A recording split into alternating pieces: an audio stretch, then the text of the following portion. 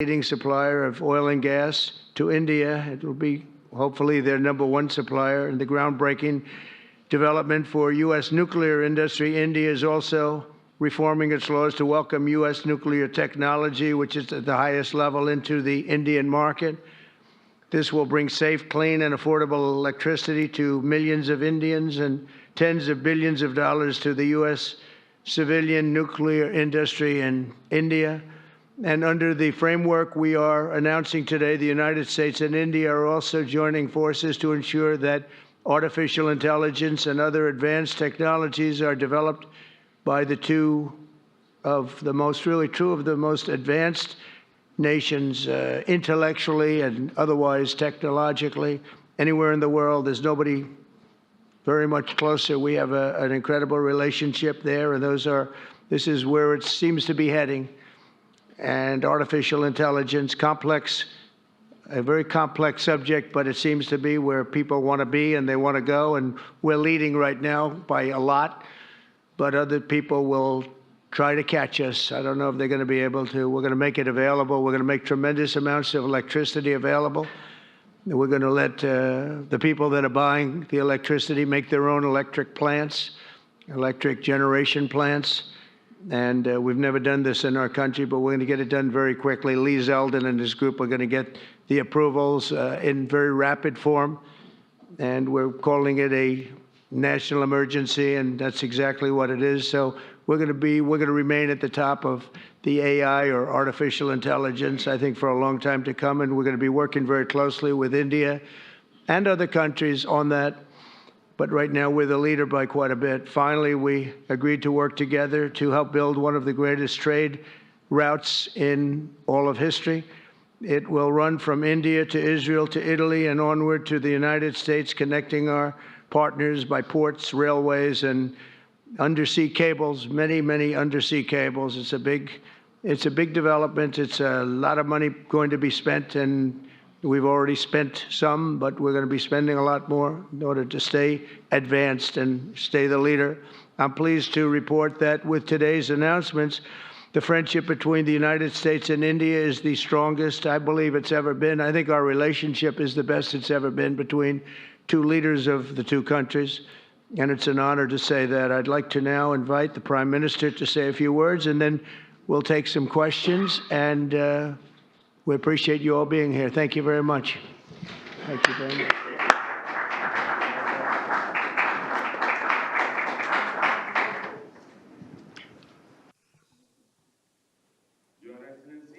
Your Excellency, President Trump,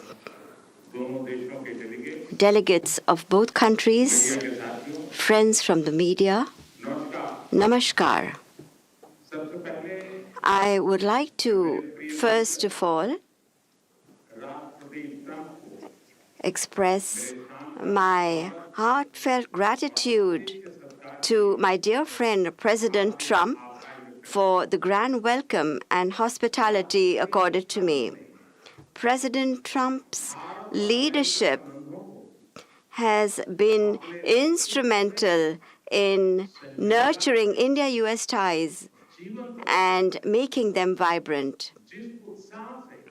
I could feel today the same enthusiasm, the same energy, the same commitment that we had worked with during our first term. Our discussions today highlighted our pride in our accomplishments during his first term, the deep mutual trust that we share, and also the resolve to attain new goals. We also agreed that the partnership and cooperation between India and the US can shape a better world. Friends, the people of America are aware of President Trump's motto, "Make America Great Again," or MAGA. The the people of America are well aware of it. The people of India, too, are focusing on both heritage and development as they move forward at a fast pace and with a firm resolve to ensure a developed India by 2047.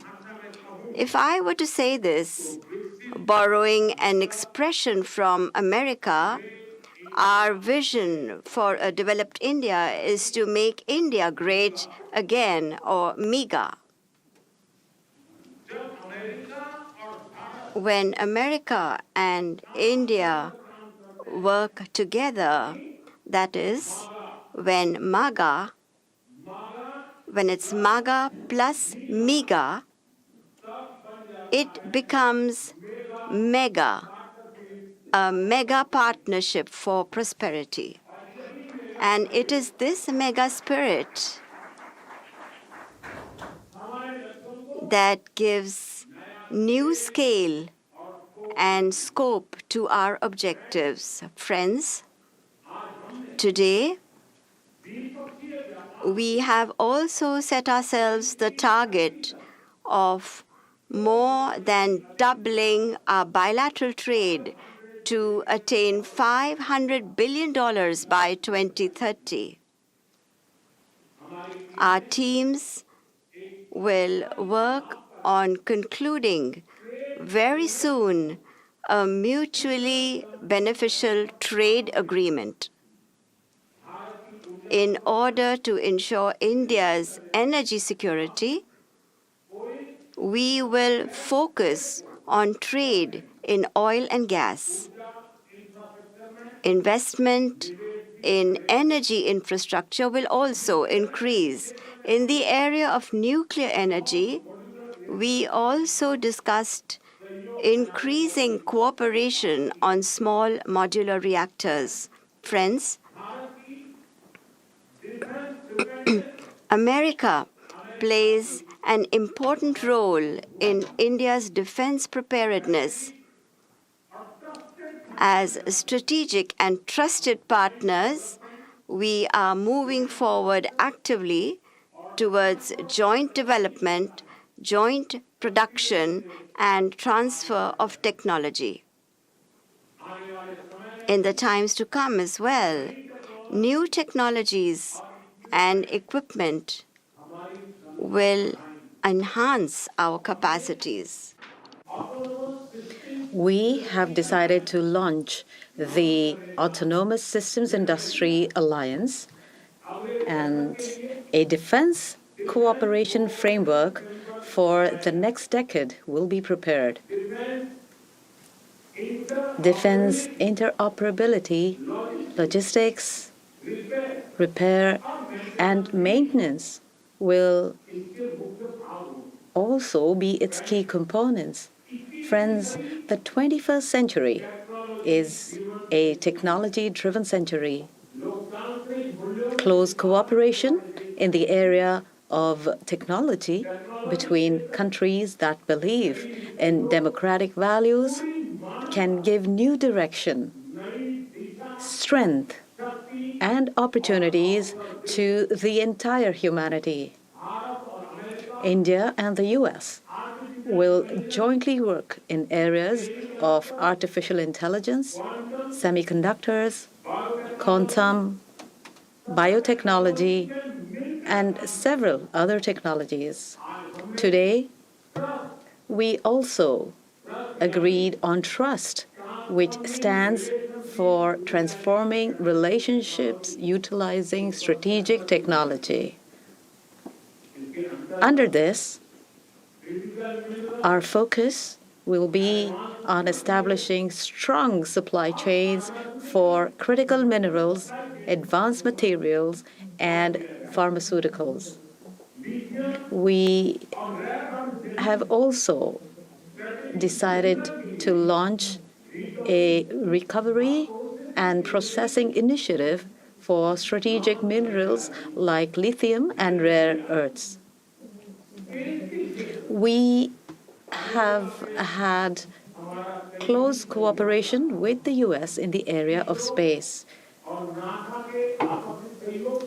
The Nisar satellite, developed with mutual cooperation between ISRO and NASA, will soon be flying into space on an Indian launch vehicle. Friends, partnership between India and the U.S. strengthens democracy and strengthens democratic values and systems. We will work together to enhance peace, stability, and prosperity in the Indo-Pacific. The Quad will play a special role in this. During the Quad summit scheduled to be held in India this year, we will expand cooperation in new areas with our partner countries. Under the IMEC and I2U2, we will work together for the development of economic corridors and in the area of connectivity. India and US will stand strongly together in the fight against terrorism. We agree that in order to eliminate cross-border terrorism, we need concrete actions. And I'm very grateful to President Trump that he, in 2008, somebody who carried out genocide in India, that criminal is now going to be handed over to India, and I'm grateful to President Trump for this. And appropriate action will be taken in the courts in India. Friends, the Indian community living in the U.S. is an important link in our relations. In order to further deepen our people-to-people ties, India will soon open new consulates in Los Angeles and Boston. These will be new consulates. We have invited American universities and educational institutes to open their offshore campuses in India. President Trump, I am grateful to you for your friendship and strong commitment towards India. The people of India still fondly remember your visit in 2020 and hope that President Trump will come and visit them again. On behalf of 1.4 billion Indians, I invite you to visit India. Thank you. Thank you very much. Thank you. Thank you very much. Great job. Thank you. Beautiful. Okay, thank you very much. That was excellent. We'll do a few questions, please. Please, go ahead. Please, go ahead. Yeah. Yeah, blue shirt. Thank you, Mr. President. People in India will naturally welcome your decision to extradite Thakur Rana to India back home. In that context, I would like to ask you a question about, in last few years, we have seen several groups in the U.S. raising anti-India voice, calling about separation terrorism activities in India. Do you think that should continue here in the U.S. as well? You're going to have to go louder. Mr. President, people in India would be welcoming your decision to extradite Thakur Rana to... I can't understand a word he's saying. May I, sir? May I? May I, sir? Go ahead, back there. Mr. President, thank you. First, I want to ask Thank the you very Prime much. Minister a question. You and the President, you both spoke about combating ISIS. You both sounded very excited about this partnership upcoming. And I was curious, how much more confident are you with President Trump leading this country that there will be peace through strength and you will have a successful partnership with the United States versus with Biden's incompetence and weakness over the last 4 years?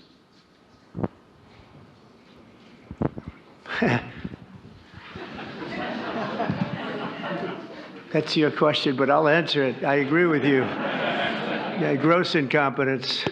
We're going to have a fantastic relationship, and it has been. Look, the whole world's been set back over the last 4 years by the weakness of the United States, the weak leadership of the United States. But I think we've taken care of it in just 3 weeks. It seems to me that even some of the media that we wouldn't prefer has been writing that this is a much different country right now, that the world has a light over it, not only our country, but the whole world. The Prime Minister told me that before, too, even over India. The world has a light. They need the United States to be strong and powerful, but good.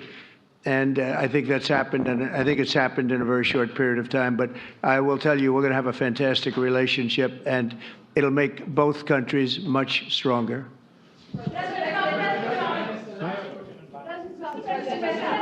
Yes, go ahead, please.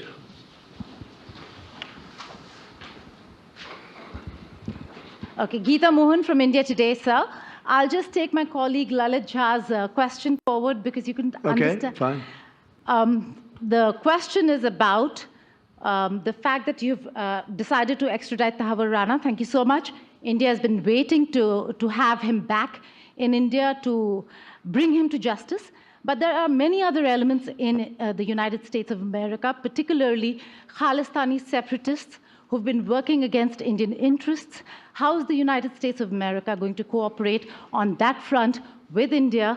There have been allegations that have been leveled against Indian agencies by the Biden administration. Are you going to relook that with Tulsi Gabbard as DNI now? Well, I don't think India had a very good relationship with the Biden administration. They wouldn't sell them oil and gas, which is rather hard to believe because, it's a good thing to do. And a lot of things happened that weren't very appropriate, I thought, between India and the administration, the Biden administration. But as you said, we're giving a very violent man, it seems to me. I mean, I don't know that he's been convicted yet or will be, but let's assume he's a pretty violent person. We're giving him back to India immediately. And there are more to follow because we have quite a few requests. So we work with India on crime. And we want to make it good for India, and it's very important. So that kind of a relationship is very important to us. Okay? Go ahead, please. Go ahead. Thank you. Mr. President, you've repeatedly called India a big abuser of trade and said it is really difficult to do business in India because of tariffs. You announced reciprocal tariffs today. I am hoping you can speak about what kind of reciprocal tariffs India can expect. Are you willing to make any concessions? And how can India head off these tariffs? I also have one for the Prime Minister. Well, India's been, to us, just about the highest tariffed nation anywhere in the world. They've been very strong on tariffs, and I don't blame them necessarily, but it's a different way of doing business. It's very hard to sell into India because they have trade barriers, very strong tariffs. We are right now a reciprocal nation. We are going to, if it's India or if it's somebody else with low tariffs, we're going to have the same. We're going to have whatever India charges, we're charging them. Whatever another country charges, we're charging them. So it's called reciprocal, which I think is a very fair way. We didn't have that. I was going to do that in my other term, and we had the greatest economy ever in the world. There's never been an economy like we had, and then we got hit with COVID. We had to focus on that, and I wasn't really in the mood to be putting it on Italy and Spain and France and India, frankly, and a lot of other countries because the world was very troubled until we got rid of that nightmare. But we had the strongest economy anywhere in the world during that fairly long period of time during my first term, as you know, and we didn't do the tariffs. We would have done the reciprocal tariffs, but we decided, and I decided, I think on a human basis, on a humane basis, not to do them because of the fact that there was such suffering all over the world. The last thing we needed to talk about is trade problems. But now we do. We're doing, we see a tremendous future for our country, but we felt that now it's finally time after 45 or 50 years of abuse that we will do, and this isn't India, this is among a lot of nations, the European Union is very difficult for us, very, very difficult. They tax our companies at levels that nobody's ever seen before. They take advantage of a lot of things, so we're not happy about that. China, of course, is terrible, and we've never taken in 10 cents until I was president. We've taken in hundreds of billions of dollars from China since I've been president in first term and now. And we have to do that just as a mechanism of fairness. And that's what I've done. And so we are being reciprocal with India. Whatever India charges, we charge them. So frankly, it no longer matters to us that much what they charge, because whatever they charge. I had discussions with India in the first term about the fact that their tariffs were very high, and I was unable to get a concession. So we're just going to do it the easy way, and we're just going to say whatever you charge, we charge. And I think that's fair for the people of the United States, and I think it's actually fair for India. Okay? To make any concessions, sir? Are you willing to make any concessions, sir? Any concessions? Go ahead, please. Ask to the A Prime question Minister, for the please. Prime Minister, please. Ask to the Prime Minister, please. Yes. Sorry. Yoshita Singh with Press Trust of India. Thank you, Mr. President. Prime Minister, the U.S. is giving a lot of push to curb illegal immigration, and India has been cooperating on this issue. How does India see this issue in the larger context? Thank you. I don't think this is a question that is about India only, but even globally you can talk about this issue. And we are of the opinion that anybody who enters another country illegally, they have absolutely no right to be in that country.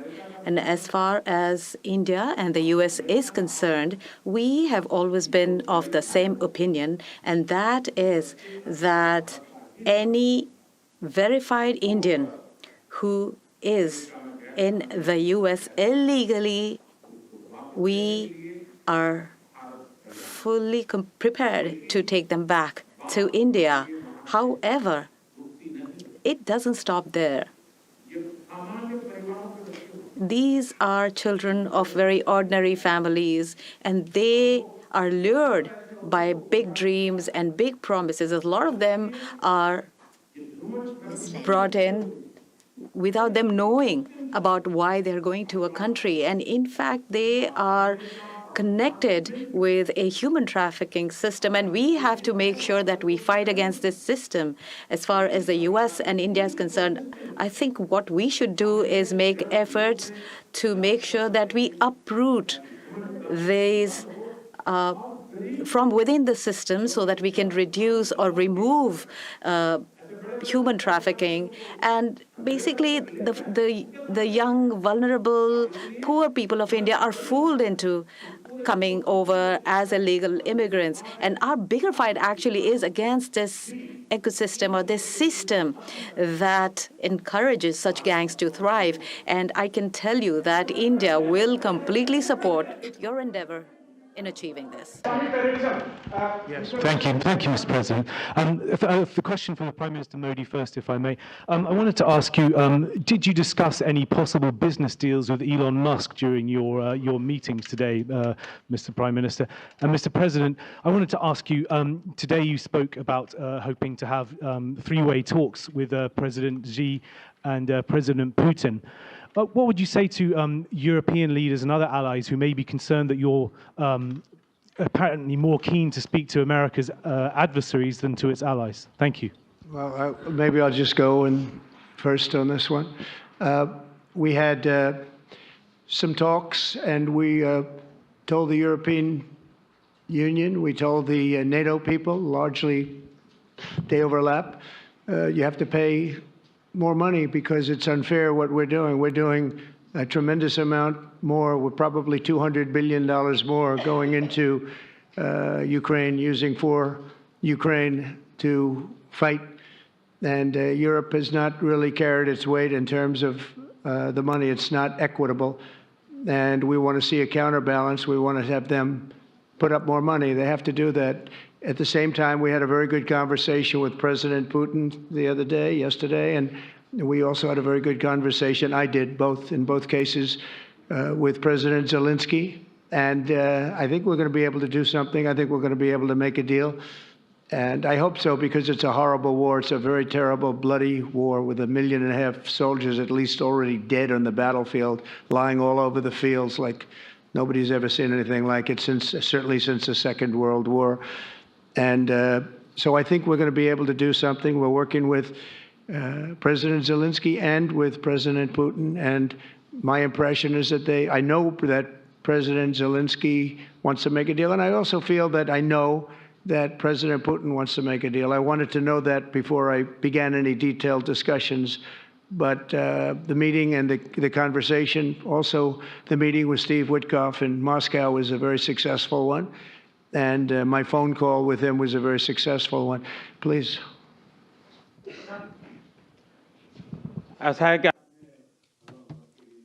You asked a question regarding Elon Musk. I have known him for a very long time. I was not even a prime minister at the time when I first met him. I was chief minister. And today he came to meet me along with all his family, with his children. And so we had a nice discussion. As far as the EV is concerned, EVs are concerned, the word EV has a copyright, and that is one person who has a copyright for the word EV, and that is Trump.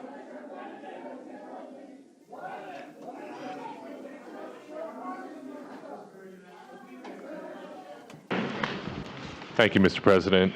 Can I ask whether you discussed at all today the case of Gautam Adani, who's one of the wealthiest men in Asia and perceived as an ally of Prime Minister Modi? Prime Minister Modi, have you asked the President to take action on that case? Thank you. Firstly, India is a democratic country, and our culture and our thought philosophy is Vasudhaiva Kutumbakam, which basically means that the entire world is a family. Every Indian is my own family member.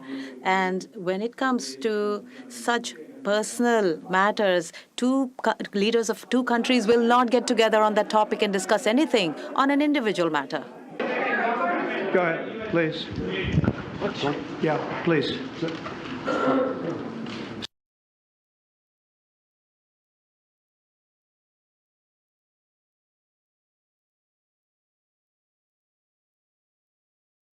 War. You've suggested several things that Ukraine should give up. The idea of NATO membership, territory that was seized back in 2014 by Russia. What should Russia give up? Russia has gotten themselves into something that I think they wish they didn't.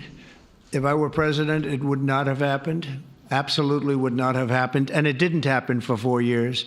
If you look at what has taken, if I were president, it would not have happened. Absolutely would not have happened. And it didn't happen for 4 years. If you look at what has taken place under President Bush, they lost a lot. Under President Obama, they lost Crimea. Under Biden, it looks like they could lose the whole thing. Under Trump, they lost nothing. Ukraine lost nothing. They didn't give up anything. And you take a look at the other 3 presidents surrounding me, they gave up a lot. I think that when you look at Ukraine and when you look at the mess that they're in, it's got to be ended and it's got to be stopped. Now, Russia's taken over a pretty big chunk of territory, and they also have said from day one, long before President Putin, they've said they cannot have Ukraine be in NATO. They said that very strongly. I actually think that that was the thing that caused the start of the war. And Biden said it, and Zelensky said it, and I think that was one of the reasons, one of the starts of the war. But from long before Putin, they said you cannot have Ukraine going in any way into NATO. And I start from that standpoint. I think everybody knew that. Now, if a better deal can be negotiated, if they're able to make a deal where they can do that, that's fine with me. I really don't care. I want that bloodshed to stop. I don't want to see, we have an ocean between us and the site we're talking about, the site of death. We're calling it the fields of death. We have a big ocean in between us. This is more important for Europe. We shouldn't be in. They have to equalize, and they're going to have to do it fast, but they have to equalize. But as far as the negotiation, it's too early to say what's going to happen. Maybe Russia will give up a lot. Maybe they won't. And it's all dependent on what is going to happen. The negotiation really hasn't started. But I will say, as far as NATO is concerned, from many years before President Putin, I will tell you that I've heard that Russia would never accept that. And I think Ukraine knew that, because Ukraine wasn't in and never requested to be in until more recently. So that's the way it is. And I think that's the way it's going to have to be. Go ahead, please. All right, go ahead, please, with the tie. With the tie, yeah.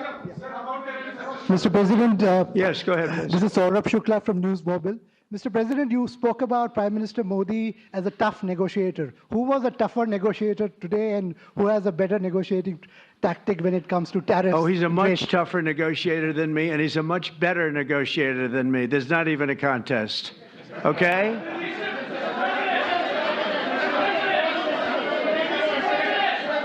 Yeah, go ahead, please. Go ahead. Go ahead. Reena Bhardwaj from ANI. How do you see this relationship between India and the United States to counter China? And what is your vision when it comes to India, brokering peace in the Ukraine and Russia conflict? Well, I think we're going to have a very good relationship with China. I got along with President Xi very well until COVID. That was a bridge too far. But until then, I got along with President Xi very, very well. We were very close as leaders go.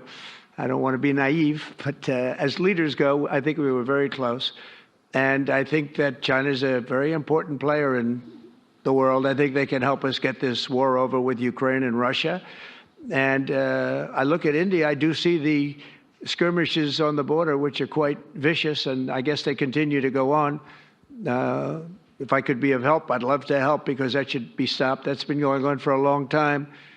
And it's quite violent. It's quite violent. But I would hope that China and India and Russia and U.S. and all of us can get along. It's very important. The power of weaponry today is, and not only nuclear, but nuclear in particular, the power of weaponry is very important. I said before that I had very constructive talks in my first term with President Putin about the denuclearization of the two countries, and then we were going to go to China after we worked some kind of a deal. And we, at the confines of a deal, I thought he really wanted to do it, so did I, denuclearize. And it's such a beautiful term when you think about it. In other words, to bring it down, because the power of those weapons is too great. And I did speak to President Xi about that, and I was getting also a very good response. He's building a very strong nuclear power. He's not very close to Russia or the United States right now, but he will be soon. I mean, he'll catch up over the period of 4 or 5 years, they say. But it would be a great thing if we could, on a military basis. We're going to spend this year $915 billion on military. Russia, without the war, was spending close to 100, but with the war, I can't tell you what they're spending, but they're spending a lot. And China is spending $400 and $450 billion. We're over $900 billion. And I said, it doesn't really make sense, does it? We're spending the money against each other, and we could spend that money for better purpose if we got along. And I'll tell you, I think that something like that will happen. First, when I left, as you know, 4 years ago, we didn't have Israel and the Middle East. We didn't have October 7th, a disaster, the disaster. Nothing was happening. Iran was not going to do anything, because Iran did not have much money at that point. They were broke. They were totally broke. They didn't have money for Hamas or for Hezbollah. And you didn't have Russia with Ukraine, and that would never have happened. But now I come back and the whole world is on fire, so I have to put out the fires. But after I put out the fires, I'm going to meet with China and I'm going to meet with Russia, and we're going to see if we can de-escalate, if we can bring it down military, especially as it pertains to nuclear. Please.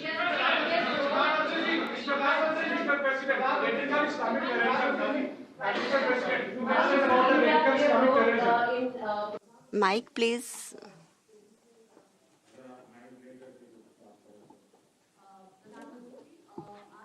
Prime Minister, how do you see India's role? You have had discussions with President Trump about de-escalating the conflict in Russia and Ukraine. As you know, I have been in constant contact with both Russia and Ukraine. I have also visited both countries. And many people are mistaken and they feel that India is neutral. I would like to clarify, India is not neutral. We have taken a side, and we have taken the side of peace. And it is based on this principle of ours that in the presence of President Putin, I clearly said in front of the media that this is not the era of war. And even today, it is my conviction that solutions cannot be found on the battlefield. Ultimately, you have to come to the negotiating table. And India has constantly made efforts that there are talks that take place where both parties are present. It is only then that we will find a solution. The efforts being made by President Trump, I support them, I welcome them, and I would like that President Trump is successful as soon as possible so that the world is on the path to peace once again. Everybody, thank you very much. Thank you very much. And I very much appreciate the Prime Minister visiting our great country, and I do really appreciate it. We have so much in common, and all we want to do is have peace, and we want to have strength, and we want to have lots of different things together. But the relationship with India and with the Prime Minister has never been better. Thank you very much. Thank you. Thank you.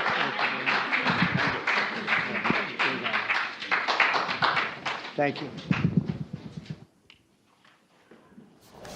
All right, so you, of course, were just listening to President Trump and the Prime Minister of India as they had a joint press conference there after their meeting today, in which there certainly was a lot to discuss. Now, they did have some agreements here on security, energy, and artificial intelligence as well. One thing that we did hear from the president, though, is they still have some negotiations that will continue to address some long-running trade disparities. However, it does seem as if that playing field is going to be leveled, as the president asked for. In fact, the Prime Minister gave a timetable of about 2030 to increase the bilateral trade agreement by about $500 billion. But one thing that really stands out here as these negotiations continue is the trade deficit, that it's at about $100 million between the two countries, according to the president. And he feels as if they can make up that difference with the sale of oil and gas from the United States into India. And the president said that the U.S. could be the leading supplier of oil and gas to India, said hopefully number one. And he feels as if that would certainly be groundbreaking, and that would lessen India's reliance on oil and gas from Russia. The other thing of note here from the president is that the United States plans to increase military sales to India and eventually plans to provide F-35 stealth bombers to the country. They also talked about reinvigorating the Quad security partnership, and this is something that Mick Mulroy, our analyst, just discussed with us. So the Quad security agreement here is between the United States, India, Japan, and Australia, and they hope to, again, reinvigorate that as they also continue to work together, these two countries, to confront the threat of radical Islamist terrorists throughout the world. A big note for India is that the president has granted the extradition of a man behind the 2008 Mumbai terror attack. And that was a terror attack that killed 166 people, and that was certainly welcome news for the people of India. I want to bring in ABC News chief political correspondent Rachel Scott, who is in the room for us during all of this. So, wow, Rachel, they certainly covered a lot of ground here. It seems to be that we still don't have a firm agreement exactly on how this bilateral trade agreement will work, but certainly the ball is moving, and there were promises made between the two men.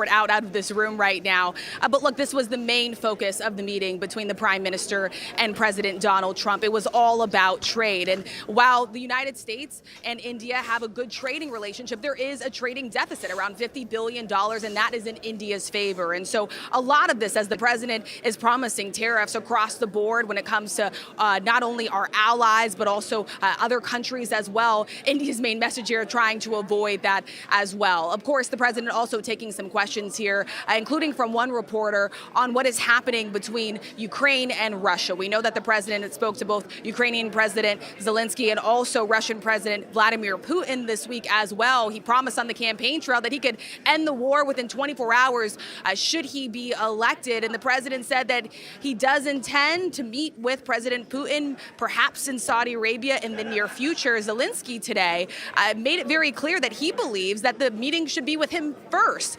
And so you heard the president there sort of address this ongoing conflict that's happening just outside of the United States, and will continue to be a very big topic of discussion for the president in the coming days. He took a lot of questions, not only from reporters in this room, but also throughout the day. Reporters making their way inside of 3 Oval Office sprays at the White House today, Kana. Yeah, he certainly has taken a lot of questions from reporters even throughout this entire week. You're right to point that out. Rachel Scott, always a pleasure to have you here with us. Thank you so much. For more, I want to bring in ABC News senior White House correspondent Selena Wang, who's live in our New York newsroom, along with our ABC News contributor and former Deputy Assistant Secretary of Defense for the Middle East, Mick Mulroy. So, Selena, of course, we knew that the conversations would be surrounding trade here, but as we keep talking about here, China looms large in all of this. And there was a couple of things here mentioned that caught my eye in terms of China not necessarily being mentioned in the sentence, but you know that they're thinking about it when they talked a little bit about some of the strategy here around artificial intelligence, but also around rare earth minerals in India and how they would work together to continue to mine those things like lithium. Yeah, Kana, absolutely. I mean, China is really the big elephant in the room here, and we've seen that U.S.-India relations have actually grown closer because India and China have been dealing with the border dispute. As India-China tensions have been increasing, India has grown closer with the United States. And you're right to point out that this isn't just about trade. The United States also says it wants to deepen the military cooperation with India, as well as collaborate more closely on everything from artificial intelligence to semiconductors and other areas of high technology. But of course, at the base of this, you see these leaders. Recently, the Japanese prime minister came to meet with Trump at the White House, and now you have India's prime minister. They all want to set this new relationship on a good foot. They know that President Trump is very fixated on tariffs, and they want to stave that off as much as they can. Part of the way to do that is by buying more oil and gas, buying more military equipment, as the U.S. said India would be doing, Kana.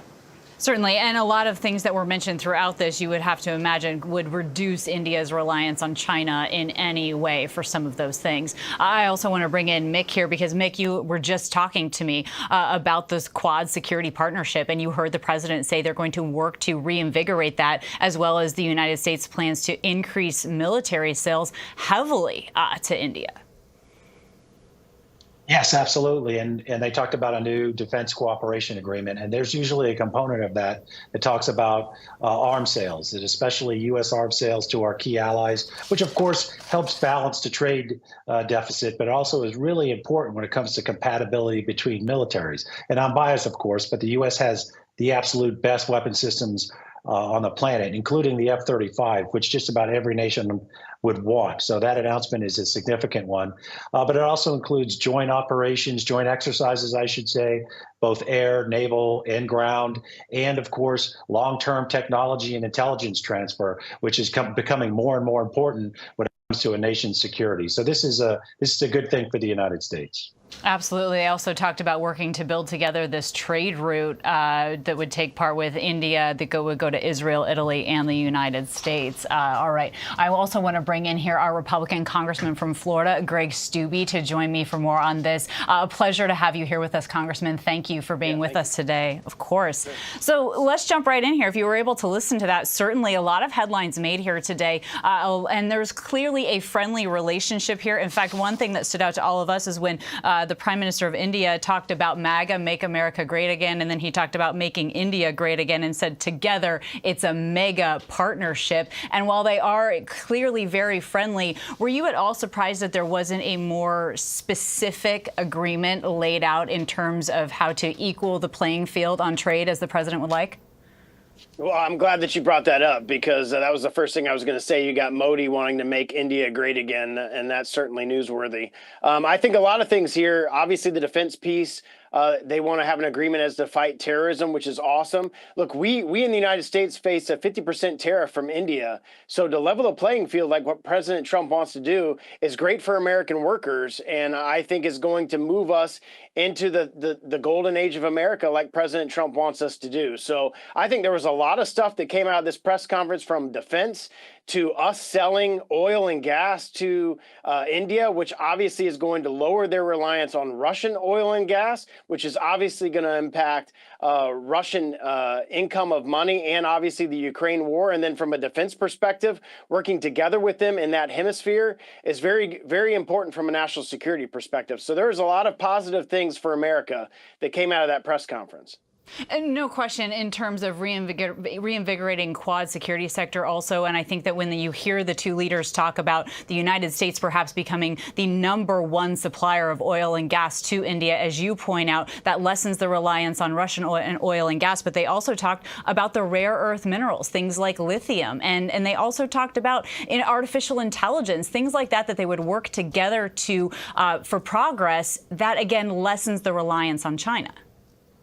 Yeah, that's all huge for the United States. That's all huge for American manufacturers to be able to rely upon other exports other than China to be able to get those rare minerals that you're going into chips and manufacturing, the things that we need right here in the United States to be able to manufacture more in the United States. So I love what the president is doing and putting America first. I love this cohesion of all of these leaders across the world that are willing to work with President Trump to make those goals a reality here in the United States. And it benefits Americans and American workers. It not only will benefit our economy, but it will benefit American workers right here at home.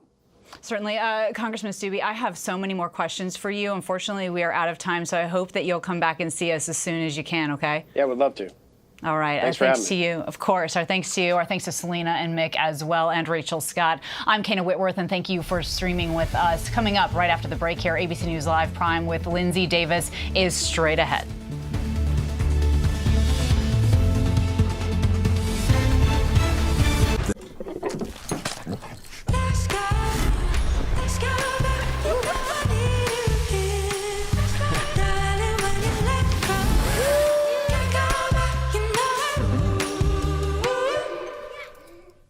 A real meal deserves a real dessert, like the DQ $7 meal deal with your choice of all this for just $7. Because a full-size meal without that satisfying sweet treat, that's like chicken strips with no dip, like a burger with no bun, like a sundae with no drizzle.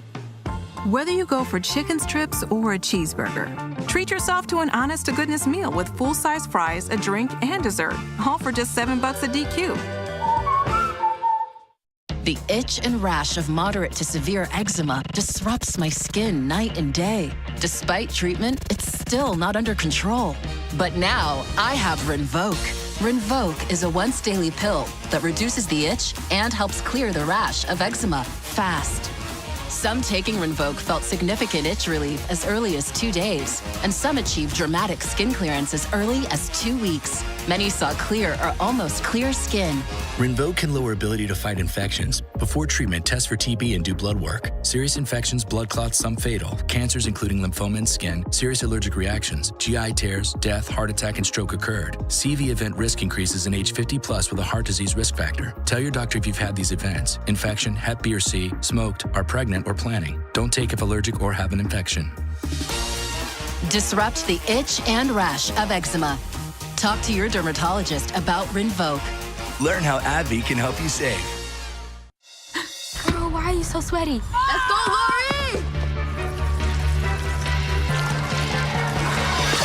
This is good, because it's high stakes, and that's the kind we like. Disney and Pixar's Win or Lose. Available February 19th, only on Disney+. You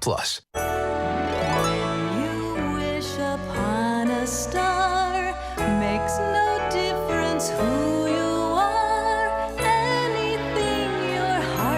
desires will come to you. Jalen Hurts, you and the Philadelphia Eagles just won the Super Bowl. What are you going to do next? I'm going to Disney World.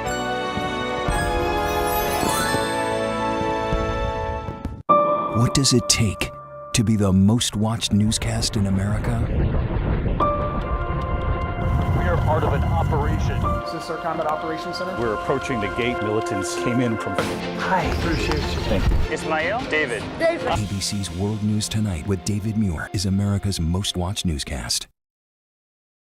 Tonight, President Trump announces reciprocal tariffs across the world on the heels of higher inflation. I think what's going to go up is jobs are going to go up, and prices could go up somewhat short term, but prices will also go down. Economists warning that those tariffs could directly impact the prices you pay. All of this as the Senate confirms Robert F. Kennedy Jr. as the new Secretary of Health and Human Services. And mass layoffs begin across multiple federal agencies. Plus, horror in Munich as a driver plows into a crowd of people, injuring more than 24. The chilling images and what we know about the suspect.